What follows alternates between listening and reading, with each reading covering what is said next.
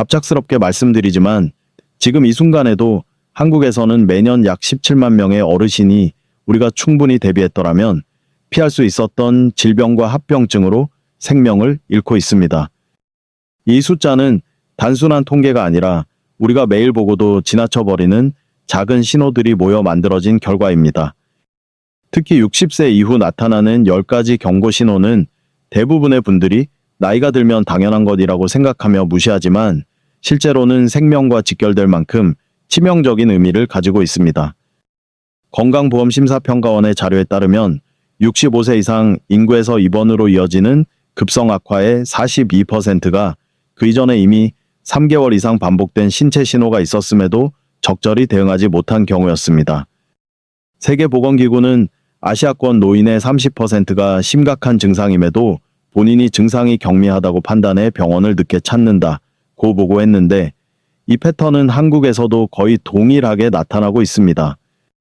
이 영상에서 다룰 내용은 단순한 건강 정보가 아니라 여러분의 노년이 건강을 바꿔놓을 수 있는 생존 신호입니다. 저는 수십 년 동안 노인의학을 연구하며 수많은 어르신의 사례를 보아왔지만 공통적으로 발견되는 진실은 하나입니다. 우리 몸은 결코 조용히 무너지지 않는다는 것입니다. 반드시 신호를 보냅니다. 문제는 우리가 그 신호를 무시하도록 스스로를 설득해 왔다는 데 있습니다. 특히 여러분이 궁금해하실 질문이 있습니다. 일반 명 중에서 실제로 80세까지 건강하게 살아가는 사람은 과연 몇 명일까? 한국통계청 자료에 따르면 1만 명이 60세가 되는 시점에서 80세까지 만성질환 악화 없이 도달하는 사람은 약 1,030명 정도에 불과합니다. 즉 10명 중 8명은 어딘가에서 몸이 보내는 신호를 놓치고 있다는 뜻이기도 합니다. 저 전문의로서 거의 50년 동안 노인에 대한 연구와 치료에 헌신해 왔습니다. 그 과정에서 수없이 반복해서 확인한 사실이 있습니다. 노년기의 큰 병은 갑자기 오지 않고 반드시 작고 미세한 변화로 시작된다는 점입니다. 식욕, 저하걸음 수 감소, 갑작스러운 졸림, 약한 어지러움, 성격의 미묘한 변화 등은 결코 단순한 노화가 아닙니다. 이 신호들은 심장, 뇌, 근육, 호르몬의 균형이 무너지고 있다는 몸의 경고입니다. 서울대병원 노인의학센터의 자료에서는 75세 이상 환자 중 약 58%가 스스로 느꼈던 경고 신호를 괜찮겠지? 라고 넘기다 병원을 찾는 시기를 놓쳤다고 나타났습니다. 유럽 노인의학 학회 역시 비슷한 결론을 내렸는데 노년기는 신호를 느끼는 능력보다 신호를 축소 해석하는 경향이 더 강해 위험을 키운다고 명시했습니다. 제가 오늘 이 영상을 통해 드리고 싶은 메시지는 분명합니다. 이 10가지 경고 신호는 결코 여러분을 겁주기 위한 내용이 아닙니다. 오히려 이 신호들을 조기에 알아차리는 사람일수록 실제로 80세, 90세까지 건강하게 도달할 확률이 높아진다는 것을 임상 데이터가 증명하고 있습니다. 저는 지금 영상을 보고 계신 여러분이 어느 도시에서 어떤 시간에 이 영상을 보고 계신지 정말 알고 싶습니다. 여러분의 하루는 지금 어떤가요? 지금 이 순간의 건강 상태는 어떠신가요? 댓글로 남겨주시면 여러분의 상황을 듣고 더 정확한 조언을 드리고 싶습니다.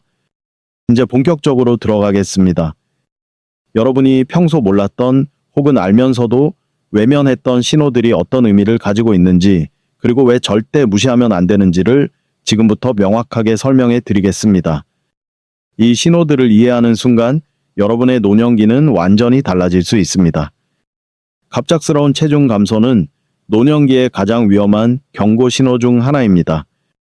많은 분들은 식욕이 조금 줄었을 뿐이야 라고 말하지만 한국 보건당국의 자료에 따르면 70세 이상 어르신의 비의도적 체중 감소는 1년 내 입원 위험을 2.8배 높입니다. 체중의 감소는 단순히 지방이 빠지는 것이 아니라 근육과 체력이 함께 무너지고 있다는 뜻입니다. 특히 근육 감소는 노화의 자연스러운 과정처럼 보이지만 사실은 신체 기능을 빠르게 약화시키는 가장 강력한 요인입니다. 세계 노인의학회에서는 65세 이상 인구의 22%가 근감소증을 가지고 있으며 그중 절반 이상이 본인은 문제를 인식하지 못한다고 발표했습니다. 체중이 줄면 균형을 잃기 쉽고 넘어질 확률도 급격히 증가하며 이는 곧 생명과 직결되는 합병증으로 이어질 수 있습니다. 한국질병관리청의 연구에서는 75세 이상에서 체중이 5%만 감소해도 사망률이 유의미하게 상승하는 것으로 보고되었습니다. 그 과정에서 체중 감소를 그냥 나이 때문이라고 넘겼던 분들이 몇 개월 안에 급격한 건강 악화를 겪는 사례를 수도 없이 보았습니다. 체중이 줄면 면역력도 함께 떨어져 감염에 취약해지고 뇌의 기능 저하와 우울감까지 동반될 수 있습니다. 당연히 나타나는 변화라고 생각하는 순간 건강관리의 가장 중요한 타이밍을 놓치게 됩니다. 이럴 때 필요한 것은 복잡한 치료가 아닙니다. 하루 단백질 섭취량을 늘리고 가벼운 근력 운동을 시작하는 것만으로도 근육 손실을 늦추고 체중을 안정시킬 수 있습니다. 특히 식사량이 줄어드는 분들은 한 끼에 많은 양을 먹기보다 세 끼를 4-5끼로 나누어 먹는 것이 훨씬 효과적입니다. 지금 이 영상을 보시는 여러분께 질문 드립니다. 최근 몇 달 사이 체중이 2-3kg 이상 줄지는 않았나요? 혹은 주변 가족 중 그런 변화가 보이는 분은 없나요? 이 신호를 알아차리는 순간이 여러분의 노년 건강을 되돌릴 수 있는 가장 중요한 기회입니다. 그리고 지금부터 이어질 다음 경고 신호는 이보다 더 깊은 의미를 가지고 있을 수 있습니다. 걷는 양이 갑자기 줄어드는 것은 노년기의 건강이 빠르게 무너지고 있다는 핵심 신호입니다. 많은 분들이 요즘 조금 피곤해서 그래라고 넘기지만 실제로 한국의 노인 건강조사 결과에 따르면 하루 걸음수가 30% 감소하면 6개월 내에 기능 저하가 2배 이상 증가합니다. 특히 60세 이후에는 걷기 속도와 걸음수가 전체 사망률과 직접적으로 연관된다는 사실이 여러 연구에서 반복적으로 확인되었습니다. 저는 이 부분에 대해 매우 개인적인 경험을 가지고 있습니다.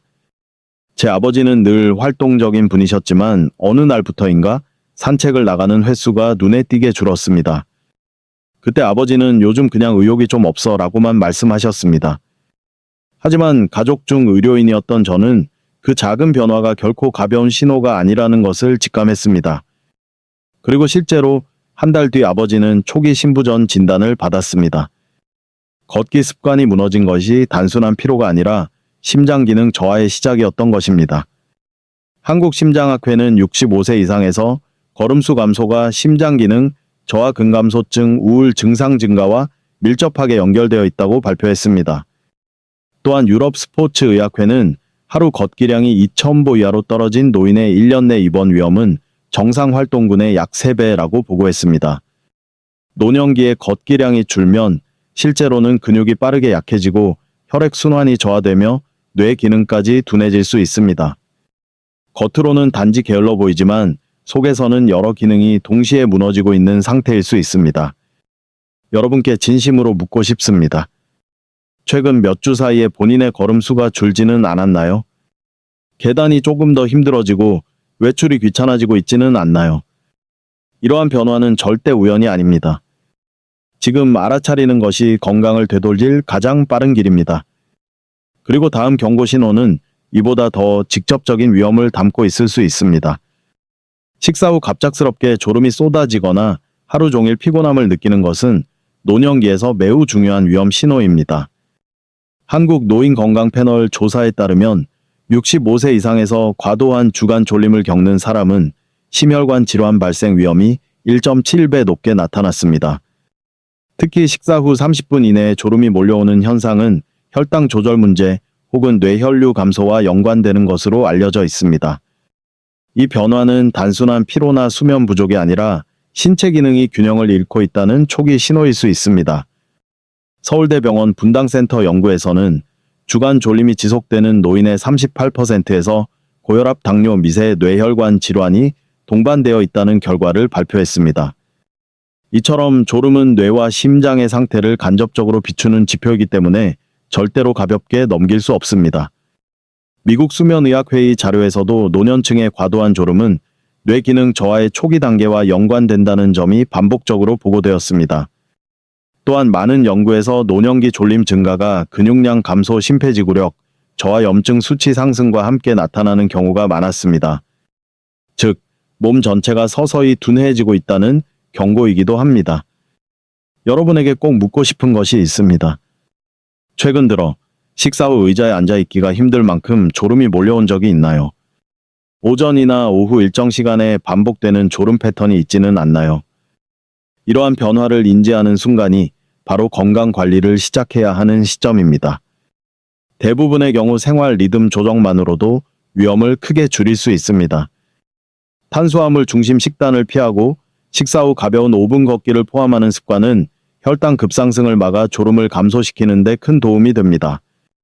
또한 수면 시간이 지나치게 길거나 짧지 않은지 확인하는 것도 매우 중요합니다.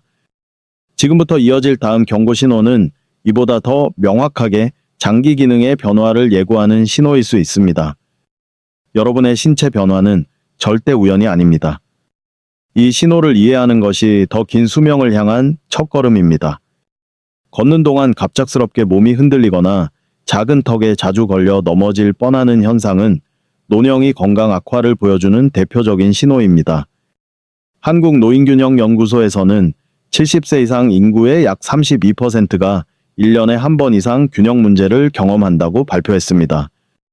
특히 균형 능력이 떨어지기 시작하면 근육신경계 심혈관 기능이 동시에 약해지고 있음을 의미하는 경우가 많습니다. 단순한 어지러움으로 보일 수 있지만 실제로는 여러 기능이 동시에 저하되면서 신체가 스스로 균형을 유지하기 어려워지는 상태입니다. 세계보건기구 보고에 따르면 80세 이상 노인의 낙상은 전체 사망 원인의 상위 5번째 위험 요인으로 분류됩니다. 넘어지는 순간의 충격보다 중요한 것은 그 직전에 이미 신체 내부에서 진행되고 있던 기능 저하라는 점입니다. 한국재활의학회는 노령이 낙상의 58%가, 근력 약화 21%가 시각 전정기관의 불안정과 관련되어 있다고 분석했습니다.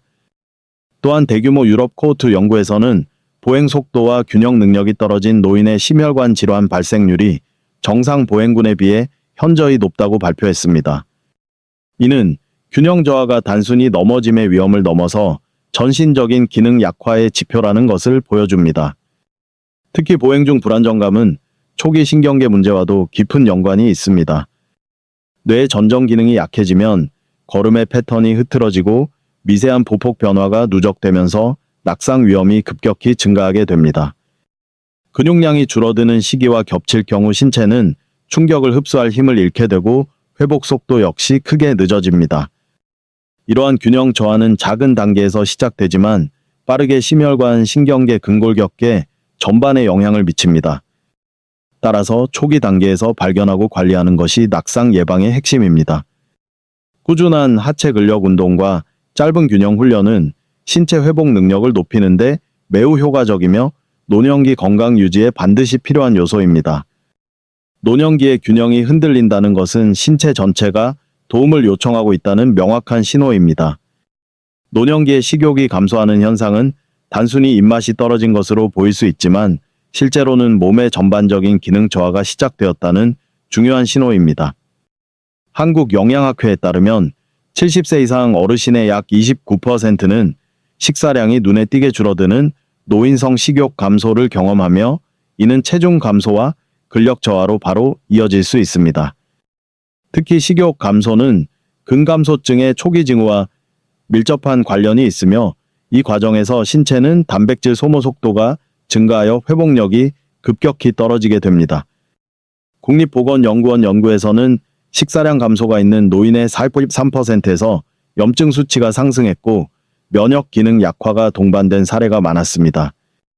이는 단순한 입맛 저하가 아니라 신체의 방어 체계마저 약해지고 있음을 보여줍니다. 또한 일본 게리아트리크 연구진은 65세 이상에서 식욕 감소가 지속될 경우 1년 내 의료기관 이용률이 1.8배 증가한다고 발표했습니다. 식욕이 줄어드는 가장 흔한 원인으로는 호르몬 변화, 미각 기능, 저하, 위장 운동, 저하 등이 있습니다. 하지만 이러한 생리적 변화 외에도 우울감이나 사회적 고립과 같은 심리적 요인이 뒤섞여 나타나는 경우도 많아 문제를 더욱 복잡하게 만듭니다. 식사를 스스로 줄이게 되면 영양소 섭취가 불규칙해지고 체내 에너지 생산이 감소하며 일상생활 기능이 점점 저하됩니다. 특히 단백질 섭취가 부족해지면 근육량 감소 속도가 가속화되어 보행 능력과 균형 감각까지 약화됩니다. 이는 낙상 위험 증가로도 이어져 노령이 건강을 심각하게 위협할 수 있습니다. 이러한 변화가 누적되면 신체는 회복하는 힘을 잃게 되고 감염이나 작은 질환에도 취약해집니다. 식욕 감소는 매우 작은 변화처럼 보이지만 실제로는 생리적, 정신적 기능이 동시에 흔들리고 있음을 보여주는 신호입니다. 식사량을 조금씩 늘리는 전략, 부드러운 단백질 식품 섭취, 그리고 규칙적인 식사 리듬 유지가 노령이 영양 상태를 회복하는 핵심입니다. 식욕이 줄었다는 신호는 단순한 취향 변화가 아니라 신체가 균형을 잃고 있음을 알려주는 중요한 경고입니다. 노년기에 갑작스럽게 기억력이 떨어지거나 익숙한 일을 헷갈리는 현상은 단순한 건망증이 아니라 뇌 기능 저하가 시작되었다는 대표적인 신호입니다. 한국보건의료연구원의 통계에 따르면 65세 이상 인구의 약 47%가 경도인지 저하 증상을 보이며 이 중 일부는 3-5년 내 치매로 진행될 가능성이 있습니다. 특히 최근 정보를 기억하는 능력이 눈에 띄게 약해지는 경우는 뇌의 해마 기능이 빠르게 변화하고 있음을 의미할 수 있습니다. 제가 진료했던 한 환자는 72세 남성이었습니다. 그는 평소 건장하고 생활 리듬도 규칙적이었지만 어느 날부터 약속 시간을 반복해서 잊고 익숙한 길에서도 잠시 멈춰 서는 일이 생겼습니다. 검사 결과 초기 인지 저하와 미세혈관 손상이 함께 발견되었습니다. 일상에서는 작게 보이는 변화였지만 실제로는 뇌기능 저하가 이미 시작되고 있었던 것입니다. 분당 서울대학교 병원 연구에서는 경도인지 저하 환자의 뇌에서 염증 지표가 증가하고 신경 전달 속도 감소가 나타난다는 결과가 보고되었습니다. 이러한 변화는 기억력뿐 아니라 판단력, 집중력, 공간 인지 능력에도 영향을 미치며 일상생활의 안전성까지 위협할 수 있습니다. 미국 신경과학회는 기억 저하가 지속되면 뇌의 회백질이 감소하고 특히 전전두엽 기능이 빨리 둔화된다고 경고합니다. 이는 단순히 나이가 들었다는 이유로 무시할 문제가 아니라 뇌가 균형을 잃고 있다는 명확한 신호입니다. 노령이 기억 저하는 여러 장기 기능이 동시에 영향을 받는 과정에서 나타나는 복합적 현상입니다. 혈관 건강, 저하 수면 장애, 영양 부족, 스트레스 등이 겹치면 뇌는 정보를 저장하고 처리하는 능력을 점점 잃게 됩니다. 그러나 초기 발견 시 뇌 기능을 유지하는 방법은 충분히 존재하며 영양 관리와 규칙적인 활동이 기억력 유지에 큰 도움이 됩니다. 기억력 변화는 작아 보이지만 그 의미는 결코 가볍지 않습니다. 이 신호는 뇌가 보내는 가장 조용하지만 중요한 경고입니다. 기억력 저하가 뇌 기능의 변화를 보여주는 신호였다면 이제 몸이 훨씬 더 직접적으로 도움을 요청하는 단계로 넘어갑니다. 이제부터는 심장과 폐 기능이 보내는 경고를 놓쳐서는 안 됩니다. 짧은 거리만 걸어도 숨이 차오르는 현상은 노년기에서 가장 중요한 위험 신호 중 하나입니다. 한국신부전학회 자료에 따르면 70세 이상에서 가벼운 활동 중 호흡 곤란을 경험하는 사람의 46%가 초기 신부전 징후를 가지고 있었습니다. 특히 50-100m만 걸어도 숨이 가빠지거나 계단 몇 칸만 올라가도 가슴이 답답해지는 경우는 심장 펌프 기능이 떨어지고 있다는 대표적인 지표입니다. 제가 진료했던 환자 중에는 김명호 씨 78세가 있었습니다. 그는 평소 산책을 즐기는 분이었지만 어느 날부터 평지에서도 숨이 차고 한 블록만 걸어도 가슴이 뻐근해지는 증상을 보였습니다. 검사 결과 심장 좌심실 기능이 감소한 초기 신부전과 함께 폐혈관 압력이 상승해 있었습니다. 겉으로는 단순한 피로처럼 보였지만 실제로는 심장의 펌프 능력이 조용히 떨어지고 있었던 것입니다. 서울아산병원 연구에서는 호흡 곤란 증상을 가볍게 느끼는 단계에서 이미 절반 이상의 환자에게 구조적 심장 변화가 나타났다는 결과가 발표되었습니다. 미국 심장협회 또한 노년층에서의 호흡 곤란은 심혈관 질환뿐 아니라 빈혈폐 기능 약화, 전신염증 상승과도 밀접하게 연관된다고 강조합니다. 짧은 거리에서 숨이 차는 현상은 신체가 더 이상 충분한 산소 공급을 유지하지 못한다는 의미입니다. 이는 근육 내 심장이 동시에 부담을 받고 있다는 생리적 신호이며 시간을 지체할수록 회복이 어려워질 수 있습니다. 이 단계에서 가장 중요한 것은 증상을 절대 과소평가하지 않는 것입니다. 적절한 심장 기능 검사와 폐 기능 평가를 통해 조기 진단을 받으면 치료 반응이 매우 좋고 일상 활동 능력도 다시 회복될 수 있습니다. 몸은 작은 변화를 통해 큰 위험을 미리 알려줍니다. 호흡이 달라지는 순간은 그 신호 중 가장 명확한 단계입니다. 나이가 들면서 손이 조금 떨리는 것은 많은 분들이 자연스러운 변화라고 생각합니다. 하지만 의료 현장에서 손떨림은 때때로 뇌가 보내는 가장 은밀한 SOS 신호로 나타납니다. 아주 미세한 떨림일수록 더 조용하게 진행되는 신경계 변화와 연결되는 경우가 많습니다. 떨림이 시작되는 위치와 강도는 뇌의 도파민 시스템 변화를 보여주는 중요한 단서가 될 수 있습니다. 한국노인신경학회는 65세 이상에서 발생하는 미세한 손떨림의 약 18%가 초기에 파킨슨병으로 이어질 가능성이 있다고 발표했습니다. 특히 휴식 중 손이 미세하게 흔들리는 현상은 신경세포 소실의 초기 단계에서 나타나는 전형적인 패턴으로 알려져 있습니다. 제가 진료한 환자 중에는 박정우 씨 74세가 있었습니다. 그는 글씨를 쓸 때 손끝이 살짝 떨리는 정도였고 일상생활에는 큰 불편이 없었습니다. 하지만 검사를 진행하자 뇌의 검은 물질 부위에서 도파민 활동이 감소한 초기 신경계 이상이 확인되었습니다. 하루의 피로감이나 단순한 노화로 넘기기에는 이미 뇌가 명확한 신호를 내고 있었던 것입니다. 서울대병원 연구자료에서는 미세 떨림이 있는 환자의 41%에서 뇌 회로 전달 속도 저하가 발견되었으며 이는 시간이 지날수록 움직임의 속도 균형 근육 반응성까지 약해질 수 있음을 시사합니다. 또한 유럽신경학회는 손떨림을 방치하면 보행 패턴 변화와 어깨팔의 근긴장 문제로 이어질 수 있다고 경고합니다. 노년기의 떨림은 단지 손끝의 문제가 아니라 뇌의 깊은 곳에서 일어나는 변화의 시작일 수 있습니다. 이 신호를 초기에 알아차리는 것이 신경 기능을 지키는 가장 중요한 순간이 됩니다. 아직 몸이 견디고 있는 것처럼 보이더라도 작은 떨림은 내부에서 이미 다른 리듬이 시작되었음을 보여줍니다. 이제 다음 단계에서는 더 깊이 있는 신호가 무엇을 의미하는지 확인해야 합니다. 이전에 손떨림이 뇌의 미세한 변화를 보여주는 신호였다면 이제 우리는 더 눈에 띄지만 더 오해받기 쉬운 신호로 넘어가게 됩니다. 바로 성격 변화입니다.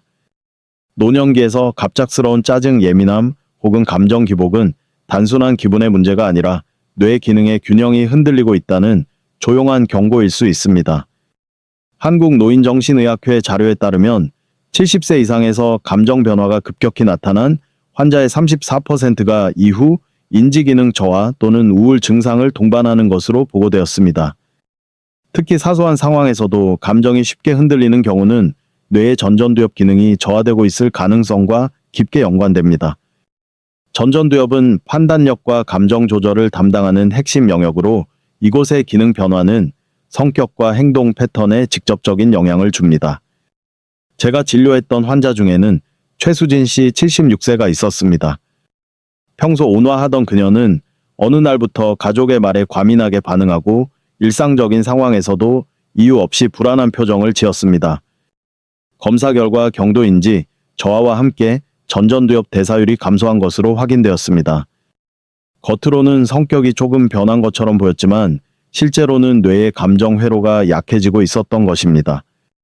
분당 서울대학교 병원의 연구에서는 감정 조절 기능이 떨어지는 노인의 48%에서 뇌 혈류 감소가 확인되었으며 이는 기억력뿐 아니라 일상 판단력에도 영향을 미칩니다.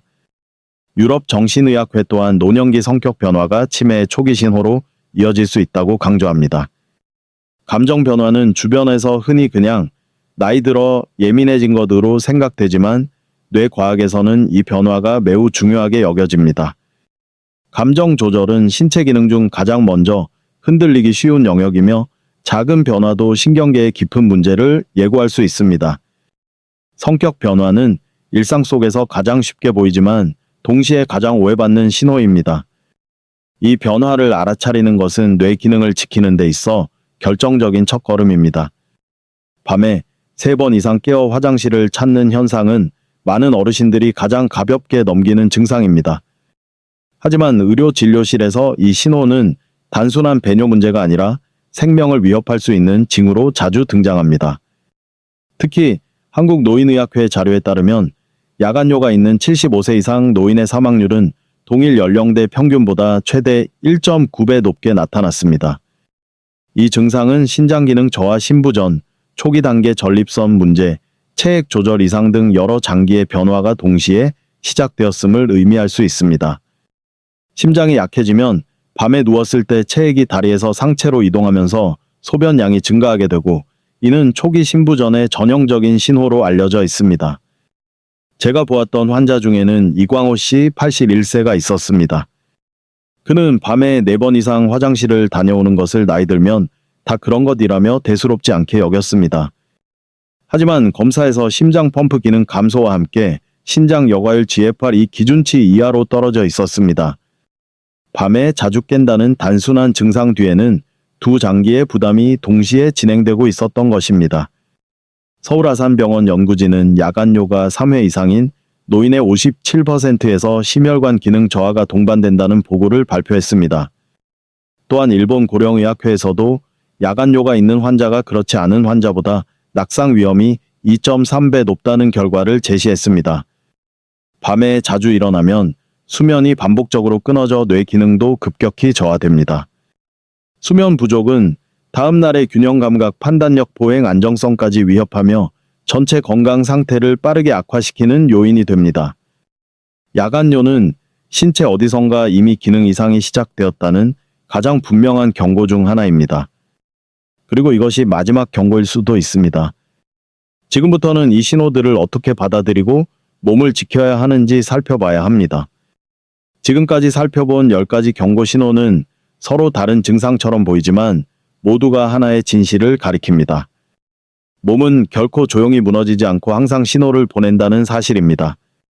이 신호를 일찍 발견한 사람일수록 삶의 질이 높아지고 건강 수명은 더 길어집니다. 나이가 들수록 작은 변화 하나가 인생의 방향을 바꿀 만큼 결정적인 역할을 하게 됩니다. 의학은 계속 발전하고 있지만 자신의 몸을 가장 먼저 지킬 수 있는 사람은 바로 본인입니다. 오늘 영상에서 들은 정보가 여러분의 삶을 더 안전하고 더 건강하게 만드는 출발점이 되기를 바랍니다. 이 영상은 의료적 진단을 대신할 수 없다는 점을 꼭 기억해 주시기 바랍니다. 현재 증상이 있다면 전문의를 찾아 정확한 검진을 받는 것이 가장 안전한 길입니다. 나이는 우리를 멈추게 하지 않습니다. 몸의 신호를 이해하고 제때 대응하는 사람은 70세, 80세, 90세에도 충분히 강하고 건강하게 살아갈 수 있습니다. 여러분의 오늘 하루가 조금 더 가볍고 내일이 조금 더 건강해지기를 진심으로 바랍니다.